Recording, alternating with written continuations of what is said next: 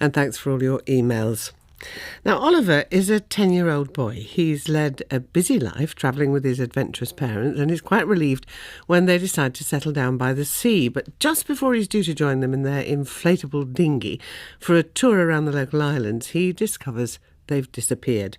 He sets out to find them, and that's the beginning of the story of Oliver and the Seawigs. Philip Reeve is the writer, and Sarah McIntyre has done the illustrations. How, Sarah, did this partnership with Philip Reeve begin?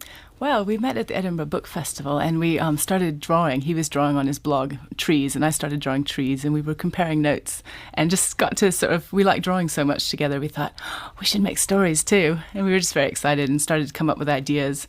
I went to a meeting where the acronym was Seawig, and it was Children's Writers and Illustrators Group. And I thought, Seawig, islands that put big, amazing stuff on their heads. And we thought, this is a story waiting to happen. I have to mention the fact that you have a big, amazing thing on your head. Oh, thank you. It's a green hat. Go on, you describe it. Well, it's a big, massive green straw bow, but actually it's nothing compared to the 6-foot-tall Marie Antoinette-style Seawig I made for the book launch. We launched the Oliver and the Seawigs on the Golden Hind galleon. And this wig had massive tentacles coming out of it and feathers and a ship. And it was 6 feet tall and it was made out of cling film. So what is a seawig? A seawig is islands that they look like islands when they're hunkering down in the water, but then they stand up and they're actually like giants. And they love to pile shipwreck stuff on their heads. And the more they can do it, the better. And they have this night every year called the Night of the Seawigs. And they go in and whoever has the best seawigs gets to be like the ruler for that period with the massive hat. So you're going to read a passage from the book. Why have you chosen this bit? It's about Iris the mermaid, and I really like the mermaid because she's got pointy specs and she's short-sighted and she's got a big bum just like me. So she's my favourite in the book. OK, let's hear the extract. OK. All through the night, the island kept moving. Oliver slept soundly, soothed by the island's steady motion and the snore of the sea upon its shores. Then, through his dreams, he heard another sound. Doof! It went, and ow! Oliver sprang awake. The sky was palest grey, and a few of the last stars were fading. A wind from the west whispered the grasses. Oh, bother, said somebody nearby. It wasn't Mr. Culpepper. The albatross was sleeping still, safe in his scruffy nest, with his head stuffed under his wing. Mum, said Oliver hopefully. Dad? He clambered over the rocks to the beach. There on the shore sat a mermaid, rubbing her nose. Who put this island here? She asked. Not me, said Oliver. He had never seen a mermaid before. In fact, he thought they were just in stories. But then, he'd never seen a moving island or a talking albatross till yesterday, so he wasn't as surprised as he might have been.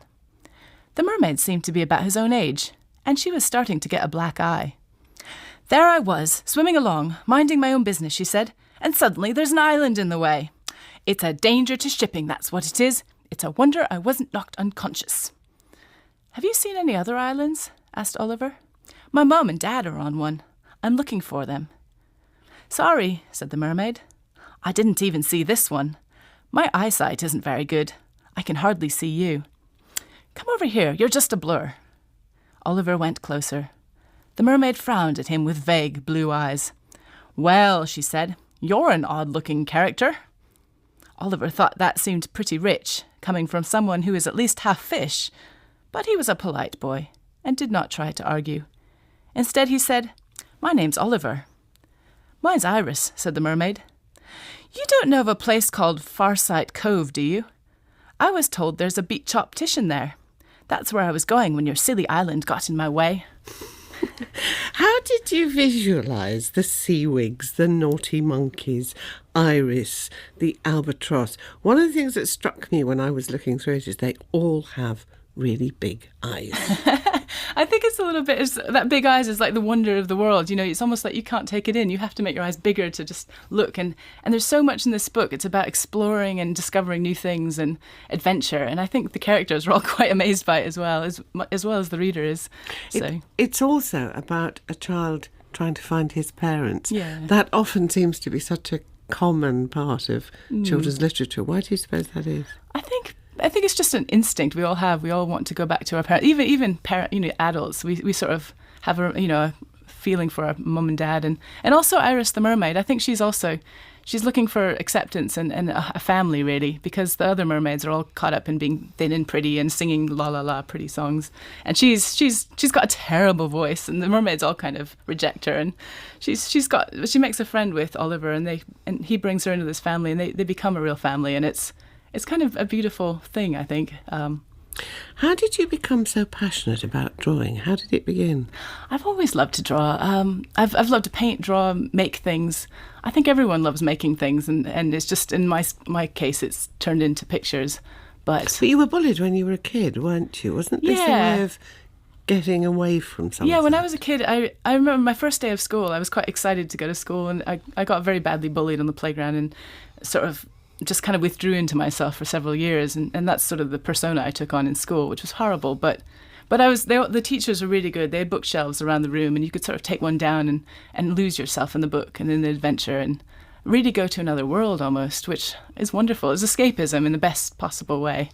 Now, your work is entertaining children, but I know you don't want to have your own.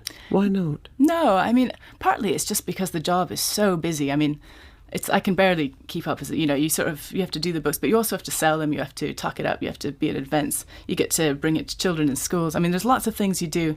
And the thought of having children also, it's just, I can't imagine where I'd find the time, to be honest. And the thing is, people say, oh, but you love children because you do these books. And I'm not sure, it's not so much I love children. I think if you ask a child, they're not going to say, I love children. It's like saying I love adults, What does it mean? I love to be with certain children.